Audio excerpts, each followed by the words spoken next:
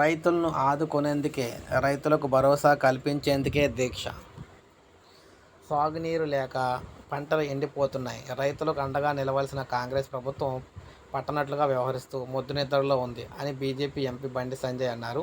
ఈ విషయంలో ప్రభుత్వాన్ని మేల్కొల్పడానికి, రైతులకు భరోసా కల్పించేందుకు కరీంనగర్లో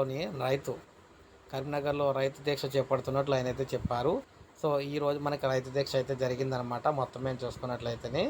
సో వీరు ఏమన్నారంటే అందరికీ కూడా పిలుపునివ్వడం అయితే జరిగింది. కాంగ్రెస్ నాడు కేసీఆర్ రైతాంగానికి వ్యతిరేకంగా వ్యవహరించి వారిని గోస పెడితే ముందుండి కొట్లాడింది బీజేపీ అని గుర్తు చేశారు. ప్రస్తుతం రాష్ట్రంలో అధికారంలో ఉన్న కాంగ్రెస్ పార్టీ ప్రభుత్వం కూడా బీఆర్ఎస్ విధానాలను అవలంబిస్తుందన్నారు.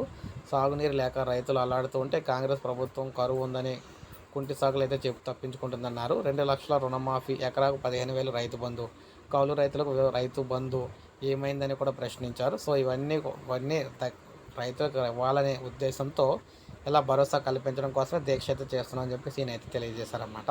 సో దీక్ష అయితే జరుగుతుంది ప్రజెంట్ మనకి తెలంగాణలోని రైతుల కోసం. సో ఒక లైక్ చేయండి, సబ్స్క్రైబ్ చేసుకోకపోతే మన ఛానల్ సబ్స్క్రైబ్ చేసుకొని